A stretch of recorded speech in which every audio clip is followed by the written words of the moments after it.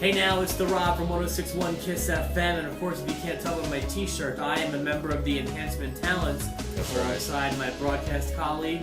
Hi, I'm Eric Cornish with WKDQ, and if you're unaware, that's why the show has the name. The Enhancement Talent is like the technical term for a job. It's just a nice way to say that. Right? But I also like, because I feel like the enhancement talent, if you think about what the word enhancement means and enhancing something, I feel that if writers or people in the industry were to watch this show, we would be making them better. Sure. So I do feel like it is an appropriate name. That's why we're here. For the show, the enhancement talent. I do have to give you kudos for that. Hey, no problem. But you know what? We talked about earlier this week, the show that I was on, happened to be a part of. It actually, I was put on that show right here on this very program. This very room. For my friend Walt Barron up there at IWAU Adrenaline. And I mentioned, great locker room, great people. The show, as far as attendance was lacking, I really wish more people would go and see it because, trust me, the show was amazing. Great workers on this show. But did it have that glow-in-the-dark effect? Yeah, and it was, they had the black lights. They still had some spotlights on the ring or whatever. But there was one angle that really helped with the black lights when all the lights went out for just the black light. And I'm not going to spoil it for anybody who's going to go up there. But there's a guy named Shank Barzini whose sister has started to come back into his life after being gone for many years. And it was quite creepy, and it may rival, if not more creepy than the wide angle. Can you tell me what that has to do with the black lights? I'm confused as to how that would impact that. Once let's just say that there was an effect that that really was pretty neat with the black lights. So you were saying you had a great experience there. Yes, I Everyone did. was very professional, very courteous. Absolutely. And then I asked you, kind of off the cuff, have you ever been in any situations where it wasn't so pleasant? I have.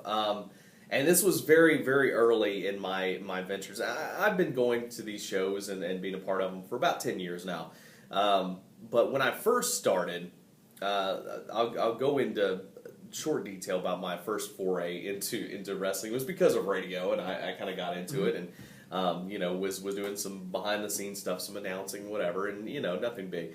But a friend of mine, my best friend, he was actually working in the ring, and so we did what a lot of people do in the wrestling business: say, hey, it's time to take a road trip and go try to work other places rather than just our hometown. So what we did was we go down the road. About an hour down into Tennessee to this place where, and I will say this, I'm not going to mention names on this part, but there are a few promoters down in Tennessee around the Nashville area who, can we say, have the Pat Patterson way of booking. I think I know what you mean by that. You mean, can I go ahead and say what I think you mean? Sure, yeah. I would associate that with maybe if you give a little gay favor, you may get higher up on the card. Okay. That's it, yeah. There's a few of those folks down there. I didn't know that at the time. Hi, Pat, call me. It's well known now that there are quite a few promoters down in Tennessee that. Hey, a real quick side story to that. I was watching the last episode of Legends House with my girlfriend who knows nothing about wrestling. Right. And him being gay is not a part of that show. But I said, one of these 8 men is gay. By the end of the episode, can you tell me which one it is? She watched the episode. She nailed it. Yeah, I mean, it's I would never easy. have guessed it. Yeah, Pat. She said it was him or Jimmy Hart. Yeah, and we don't know. And who knows a Jimmy Hart? Who knows? But anyway, so we go down to one of these promoters, which is widely known in the business now. I didn't know it at the time. Is this a name I would know? Maybe we'll discuss later. But anyway, so we go to the show and ask this guy, how do we get booked? Which, knowing what I know now, I probably wouldn't have done that. But so I was planning on going to manage my friend, and he was wanting to wrestle, and they said, just come back next week and you're on the card. Okay, great. Well, luckily we didn't fall into any of that mess, but we. Awesome. That's a sign from God. That's the second time that's happened in this show. So I think that poster's done. So what we do is we go on the show, we do our thing, and here's where I'm going to mention the name. The booker on this show, not the promoter, but the booker on this show was a name that I had heard before, and I realized I'd heard him in Jerry the King Lawler's book. His name I've read that book. Is George Goulas. Do you remember that name from the book? Yeah, I thought it was pronounced Goulas or something. It's Goulas. Now, Okay. Roy Welch and Nick Goulas were partners running the Memphis territory for a long time. They had a big falling out and split the territory up because Nick Goulas wanted to push his son George, who was just not very good. Okay. And that's again that's before my time, but my dad has told me about this too. He wasn't good. He was like Greg Gagne with a speech impediment. You know, that was kind of the situation. So but George ends up being a booker here at this local organization, and not a very good one. The locker room was kind of full of either guys that weren't really properly trained. There were a couple veterans around, but then there were a lot of guys who were, I'd say, on substances that probably wouldn't be allowed otherwise.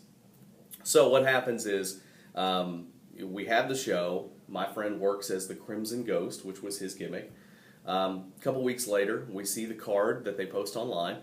The Crimson Ghost is booked as a referee in the main event. We say, well, I guess we're booked on this show. Okay. And the Crimson Ghost is refereeing the main event after working one show. Interesting. So, I did not go to the show. My friend goes to the show. Is that how you find out on the poster that you're booked? Well, yeah, that's kind of how you found out. They put it online, and there you go. That's so it was odd. So he shows up thinking he's refereeing the main event. George comes around and says, "Crimson Ghost." He raises his hand. He goes, "Oh no, not you. This guy." It's actually a referee. He puts a red mask on him, gives him my friend's gimmick, and makes him the referee for this match. Ha! Wow. How do you like that? Yeah. Odd. And did your friend keep using the gimmick elsewhere? He should. Well, he continued to use the gimmick elsewhere, but not there anymore, okay. and ceased to go there. But there's been a lot better locker rooms, and there's been worse locker rooms for me. That was one that was just odd. Just a weird assortment of misfits. I can understand. All in that one locker room, and all being led by the King Misfit, George Goulas. Hey, don't want to heat with you, George, but don't really know you that well. Your name's been tossed around for many years anyway, so I don't think it's going to hurt you. I don't think you have too much to be worried about. No.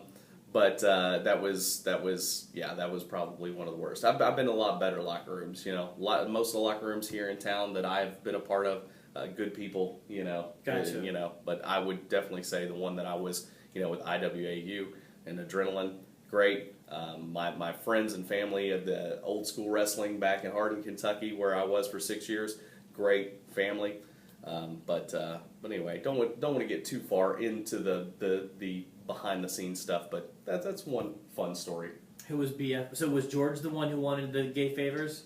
No. That was the promoter? It was his promoter Gotcha. at the time that, you know, again, never asked for him for any of us, thankfully. Is that insulting when all the other boys get asked for love and then there's... Sometimes you just want to be noticed. I can understand. It would make me feel very ugly if all the Yes. boys were being asked for favors except for me. Yeah, I mean, at least give me a chance to turn you down. I know, right? Or consider it. Right, I know. I mean, come on. Every girl wants to be asked. You can Anyway. you can put many words before jobber for me. Oh, many parts of the anatomy. I'm telling you. On that note, we'll play the Gold Dust music and head on out of here. It's the Enjoy. Enhancement Talent. Have a good one.